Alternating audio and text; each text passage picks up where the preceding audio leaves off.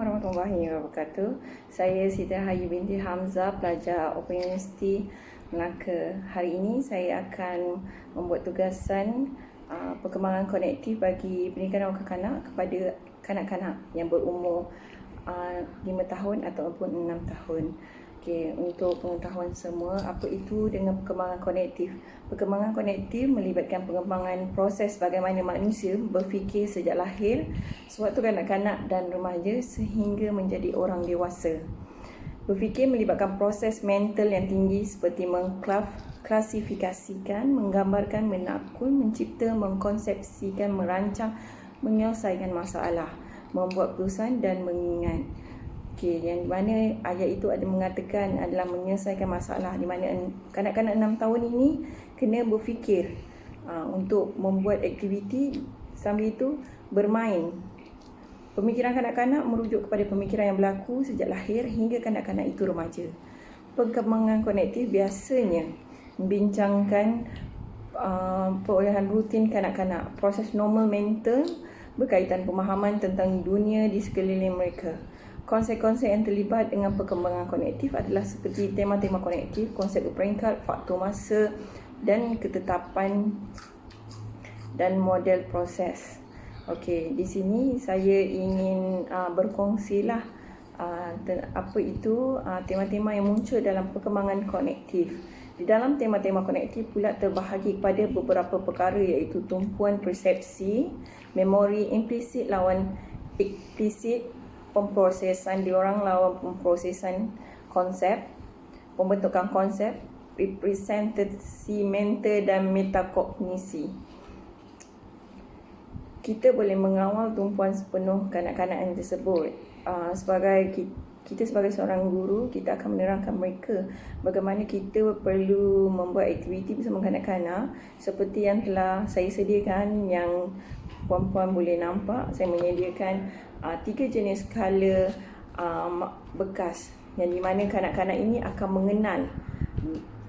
mengenal 3 jenis warna yang kita gunakan. Seperti contoh, warna biru, warna hijau, warna merah, dan juga kertas pun kita pakai warna yang sama, merah, hijau dan juga biru. Yang di mana saya ada menggunakan beberapa huruf yang daripada color, di mana kanak-kanak ini perlu memasukkan warna mengikut bekas-bekasnya. Contoh, warna biru, mereka akan memasukkan huruf yang berwarna biru. Jadi sebab kanak-kanak yang berusia 6 tahun tidak semuanya boleh membaca. Jadi kita menggunakan konsep mengenal warna, berfikir. Jadi mereka akan menyelesaikan masalah menggunakan pemikiran.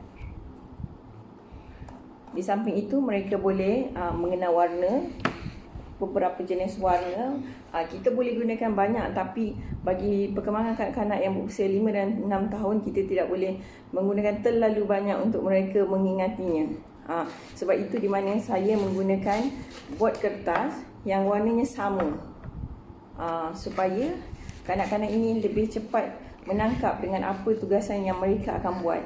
Jadi dengan warna ini boleh menarik minat kanak-kanak. Contohnya, saya mengatakan di sini saya ada beberapa huruf yang ada pelbagai jenis warna. Bila kita memanggil mereka secara rawak, kita panggil mereka untuk ambil mewarna merah. Contohnya saya panggil Ali, tolong ambilkan cikgu huruf yang berwarna merah. Jadi mereka akan buatkan berselerakkan huruf itu dan mengambil warna merah, serta akan masukkan ke dalam mangkuk yang berwarna merah. Begitu juga dengan warna hijau.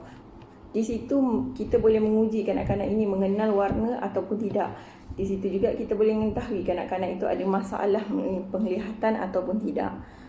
Jadi saya hanya dapat berkongsi beberapa.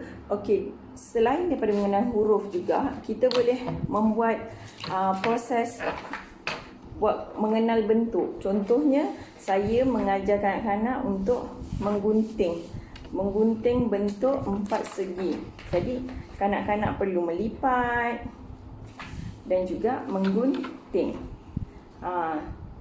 menggunting kertas itu. Jadi di mana kanak-kanak tersebut telah melakukan beberapa proses di mana mereka perlu menggunting dan juga melipat.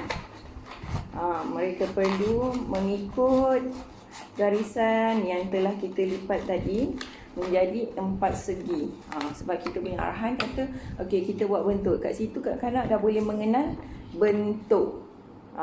Bukan sekadar bentuk 4 segi. Kita akan buat pelbagai contoh segitiga bulat.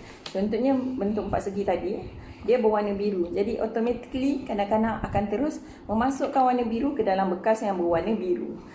Itulah maksudnya konektif. Jadi kanak-kanak ni akan berfikir dan juga menggunakan diri-diri mereka untuk menyentuh dan juga memikir menggunakan akal dan juga menggabung jalinkan dari mata telinga mereka.